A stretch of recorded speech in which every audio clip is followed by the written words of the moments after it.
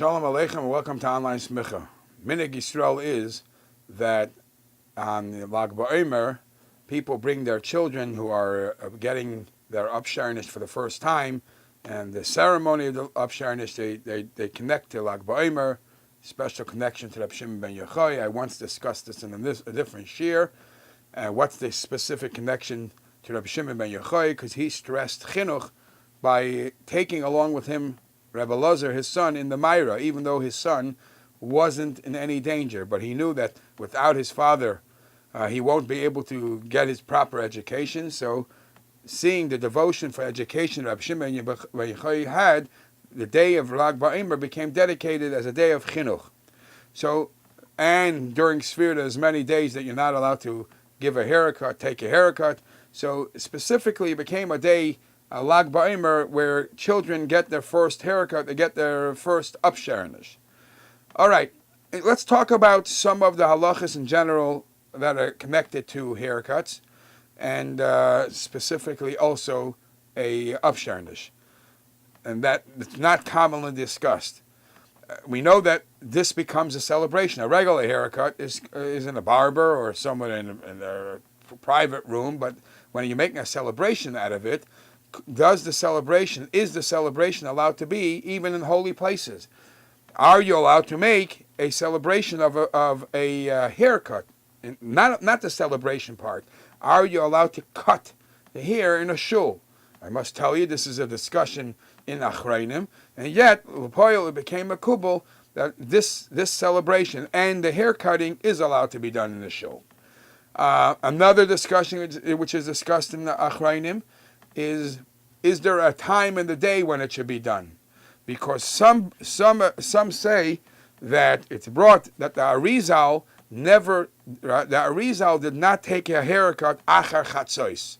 After midday, he didn't take a haircut because after midday it's already getting close to the end of the day. The nighttime is din, and you don't want to be connected to din, so he would do it in the morning.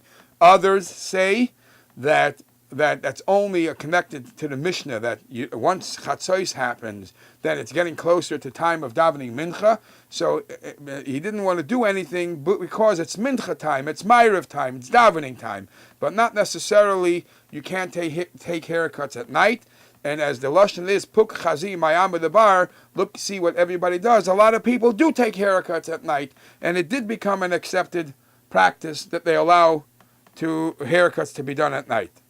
What happens to the hair after you cut it? So here too, we find a discussion. Some Achrayim say, for different reasons, I'll just mention the different discussions, different reasons, and everybody should follow what their minig is. Some say the hair that you cut after the haircut should not just be burnt; it should be or discarded. It should be hidden. It needs geniza. And why do you need that? Because it's brought in different svarim that perhaps they have a remes for this, a pasuk in Yecheskel Perek Daled, pasuk Gimel, where it says v'lokachta misham ma'at, you take some of it, v'tzarta oisa b'knafecha, and you wrap it wrap it around.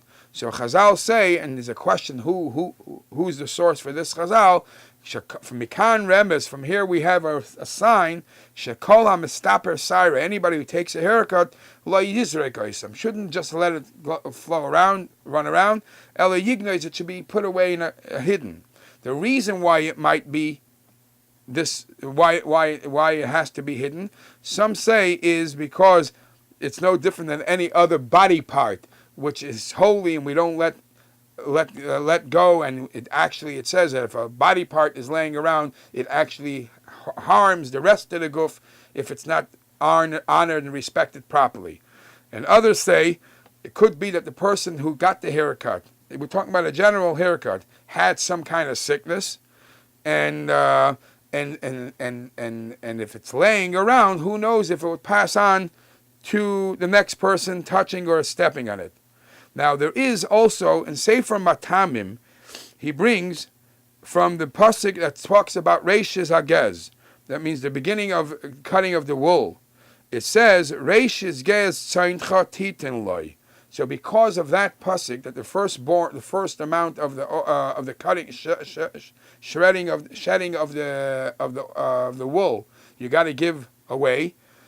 So some say that when you cut the hair from the Afsharish, what you do is you also, some had the minig, you would weigh it, and for the corresponding to the amount of weight that it was on the hair, some had the custom you would weigh it with coins on the other scale, and whatever amount of coins outdid or did the weight of the hair, you would give that to tzedakah.